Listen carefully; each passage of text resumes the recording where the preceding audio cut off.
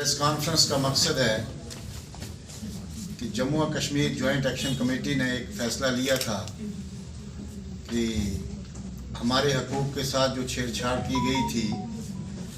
और उसको सरेआम लाने के लिए हमने एक पैदल मार्च शुरू किया था, जो कि 4 तारीख से कुपवाड़ा से शुरू करके हमने कठुआ तक जाना था। और बीच में कुछ अजला होते हुए रजौरी में पहुंच के हमारे साथ गवर्नमेंट ने चाहा कि हम बातचीत करेंगे, और उसी की कड़ी में जॉइंट एक्शन कमेटी का एक वफद दिल्ली गया और होम मिनिस्टर से मिला, और उसने जो आश्वासन दिया हमें, उसी की कड़ी में आज जो प्रेस कॉन्फ्रेंस रखी है, जो अब इसके बाद हमारे जम्मू और कश्मीर जॉइंट एक्शन कमेटी के चीफ स्पोक्स पर्सन तालिब हुसैन जी हैं, वो तफसीलन आपसे मुखातिब होंगे। तालिब थैंक यू। हमारी जॉइंट एक्शन कमेटी के सरपरस्त चेयरमैन जनाब हाजी मोहम्मद यूसुफ साहब ने उनके शुक्रिया से मैं आपके ज़रिए से आवाम तक ये गुजारिशात रखना चाहता हूँ कि गुजर बकरवाल जॉइंट एक्शन कमेटी ने आप बैनर के ऊपर 2-3 डिमांड्स जो हैं और सरफहरिस्त जो डिमांड है कि शेड्यूल ट्राइब के अंदर गैर शेड्यूल ट्राइब को दाखिल ना किया जाए, number 1। G D Sharma commission की जो रिपोर्ट्स हैं उनको रोल बैक किया जाए कमीशन को, और तीसरे नंबर पे एक ऑथेंटिक सर्वे ऑफ नोमैड्स और फॉरेस्ट राइट एक्ट की प्रॉपर इम्प्लीमेंटेशन। तो ये 3 मसाइल थे जिनकी वजह से हमने पैदल मार्च शुरू किया, जो हाजी साहब ने आपको बताया। नाउ जब हमने 18 दिन पैदल मार्च किया डिफरेंट डिस्ट्रिक्ट से होते हुए रजौरी के आखिरी तहसील कालाकोट में थे कॉन्स्टिट्यूंसी में, तो इंतज़ामिया ने जब हम पुंछ में पहुंचे तो उसके बाद हमसे ही बातचीत करना शुरू किया। तो चूँकि हम भी यही चाहते थे कि गवर्नमेंट के साथ बातचीत हो, हम भी चाहते थे हमारी बात सुनी जाए, तो we are very much thankful कि जनाब होम मिनिस्टर साहब ने और गवर्नमेंट की जितनी एजेंसीज हैं और जम्मू व कश्मीर स्टेट की एडमिनिस्ट्रेशन है, उन्होंने अपना रोल अदा करते हुए होम मिनिस्टर साहब के साथ मुलाकात करीब 2 दिन पहले तय की, जिसमें हमारी जॉइंट एक्शन कमेटी का एक डेलीगेशन दिल्ली गया और उनसे बातचीत जो हुई, वहाँ पे 3 एग्जाम की बात हुई। सबसे पहले हमारे लोगों ने ये कहा कि डेपुटेशन था कि हमारे खदशात क्या हैं, हमारे मसाइल क्या हैं, और दूसरे फेज में उन्होंने बहुत पहले हमें सुना, हमारे डेलीगेशन को, और दूसरे नंबर पे उन्होंने कहा कि वो गवर्नमेंट क्या चाहती है, और तीसरे नंबर पे हमारी लोगों की तरफ से भी उसमें आर्ग्यूमेंट आया, और फाइनली जो तय हुआ वो ये है। बहुत अच्छे से एक लंबी चौड़ी मीटिंग हुई। होम मिनिस्टर साहब हालांकि गुजरात इलेक्शन में मसरूफ होने के बावजूद वक्त निकाल के दिल्ली आए, उन्होंने बातचीत की और नोटिस लिया इस ट्राइबल कम्युनिटी का। बातचीत जो रखी गई वो आपने पोर्टल्स के जरिए से और कुछ अखबारात के जरिए से सुन भी ली होगी, लेकिन हम आज फिर आपको, आवाम को मीडिया के जरिए से ये पैगाम देना चाहते हैं कि होम मिनिस्टर साहब की तरफ से 2-3 चीजें सामने आई, वो यहाँ पे इम्पोर्टेंटली बहुत जरूरी है आपके सामने मेंशन करना, कि जो हम रोना रो रहे थे कि जम्मू व कश्मीर के अंदर शेड्यूल ट्राइब कम्युनिटीज हैं, जिसमें हम भी हैं, जिनमें गद्दी भी हैं, जिनमें सिपी भी हैं, जिनमें बाल्टी भी हैं या कोई और भी हैं, तो उनका शेड्यूल ट्राइब के हिस्से से या उनके साथ क्लब करके किसी दूसरी कम्युनिटी जो schedule tribe already existing schedule tribe से उनसे थोड़ी स्ट्रांग हो, तो उनके साथ मुकाबला करने से हम डर रहे थे। क्यों डर रहे थे? क्योंकि हमारी कंडीशन, ये एक अलग डिबेट का इशू है। तो अब होम मिनिस्टर साहब ने जो एश्योर किया है वो मैं आपको प्रेस कॉन्फ्रेंस के जरिए से बता देना चाहता हूं कि उन्होंने ये कहा है कि हम आपके लिए एक कानून लेके आ रहे हैं। ये थोड़ा सा ध्यान देने वाली चीज है कि होम मिनिस्टर साहब का हम शुक्रिया अदा करते हैं कि ट्राइबल मार्च या पहले से भी उनको होगा इसमें, लेकिन हम इसमें ये कामयाबी मानते हैं कि होम मिनिस्टर साहब ने कम से कम ये कहा कि वो एक कानून के तहत एक लेजिस्लेशन लेके आना चाहते हैं, जिसमें ये होगा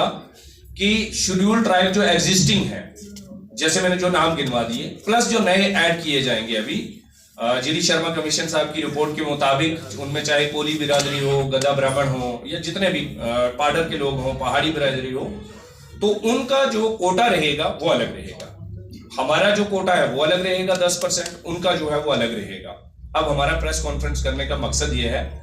कि जनाब आज तक की हमारी जो कारगुजारी थी वो आपके सामने हमने रख दी। हम गवर्नमेंट का शुक्रिया भी अदा करते हैं, नो डाउट इस गवर्नमेंट ने, खासकर होम मिनिस्टर साहब ने, इस ट्राइबल कम्युनिटी का ध्यान रखा। यहाँ पे फॉरेस्ट राइट एक्ट यहाँ पे एक्सटेंड हुआ, यहाँ पे पॉलिटिकल रिजर्वेशन दी गई, जिसमें आप बीडीसीज हमारे साथ देखते हैं। It's all the result of this political reservation. लेकिन ये सारी चीजें हम उनका मशकूर भी हैं, लेकिन अब जो है फाइनली वो आपसे हम ये गुजारिशात करना चाहते हैं कि इसके आगे का फर्दर कोर्स ऑफ एक्शन क्या होगा। क्या जॉइंट एक्शन कमेटी इसके बाद भी इन सिलसिलों में गवर्नमेंट से गुहार लगाने के लिए बढ़ेगी कि नहीं, उसमें 2 पॉइंट से वो मैं आपसे गुजारिश करना चाहता हूं। नंबर 1 कि हमारी ऑलरेडी डिबेट चल रही है हमारे वकला हजरात के साथ, कानून जानने वाले लोगों के साथ, कि इसकी कॉन्स्टिट्यूशनल प्रोविजन क्या है। जो होम मिनिस्टर साहब ने कहा, ऑनरेबल होम मिनिस्टर साहब ने कहा कि आपके लिए एक लेजिस्लेशन लेके आया जा रहा है, तो लेजिस्लेशन के अंदर 10% जो रिजर्वेशन हमारी जम्मू एंड कश्मीर स्टेट की है, तो क्या वही सेव होगी या टाइम पीरियड के लिए सेव होगी। नंबर 2, क्या वो जो हमारा 7% का ऑलरेडी कोटा है नेशनल लेवल पे, उसमें हम ही नहीं है, उसमें मीना भी है, उसमें हिंदुस्तान के सारे ट्राइबल हैं, हम सारे ऊपर में फाइट करते हैं, तो क्या उसके लिए भी कोई शील्ड होगी, वो फिलहाल कंफर्म नहीं है, क्लियर नहीं है। नंबर 1, जब लेजिस्लेशन आएगा तभी पता चलेगा एक चीज। दूसरी बात यह है कि हम कम्युनिटी के अंदर जाके कम्युनिटी के जितने भी स्टेक होल्डर्स हैं, चाहे वो जम्मू में ट्राइबल कम्युनिटी की जितने भी तंजीमें हों, चाहे वो बाकी रिजर्व कैटेगरीज के लोग भी हैं, जैसे हमारे साथ एडवोकेट रजत भाई हैं शेड्यूल कास्ट कम्युनिटी से, या बाकी भी जो आइडिया ऑफ रिजर्वेशन है, क्या उससे इससे उसको नुकसान तो नहीं होगा। तो ये सारी चीजें तफसील से हम अपनी बिरादरी के साथ, अपने लोगों के साथ, इस कम्युनिटी के स्टेक होल्डर्स जो हैं उनके साथ, गद्दियों के साथ, सिपियों के साथ, तमाम जितने भी कम्युनिटीज उनके साथ बैठ के तय करेंगे, और फर्दर कोर्स ऑफ एक्शन जो भी होगा वो आपके सामने लाया जाएगा। अब आखिर में मैं एक बड़ी इंपॉर्टेंट गुजारिश करना चाहता हूं, वो ये है कि बहुत सारी हमारी होम मिनिस्टर साहब से मीटिंग करने के बाद बहुत सारे खदशात सामने आए। बहुत सारे लोगों ने कहा कि जॉइंट एक्शन कमेटी की टीम अच्छे से रिप्रेजेंट नहीं कर पाई, और शायद ये लड़ाई ना लड़ें, शायद अच्छे से काम ना करें। तो हम एक गुजारिश करना चाहते हैं कि खुदा के फजल से कॉन्स्टिट्यूशन ऑफ इंडिया के दायरे के अंदर रहते हुए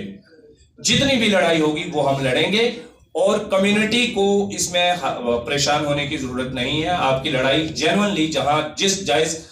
मुकाम पर लड़ने की जरूरत होगी हम लड़ेंगे। नंबर 2, इसमें गुजारिश ये है, मैं अपनी तरफ से एक आपकी मीडिया के जरिए से एक अनाउंसमेंट कर देता हूं कि कम्युनिटी के अंदर ये जो समझ है कि जनाब ये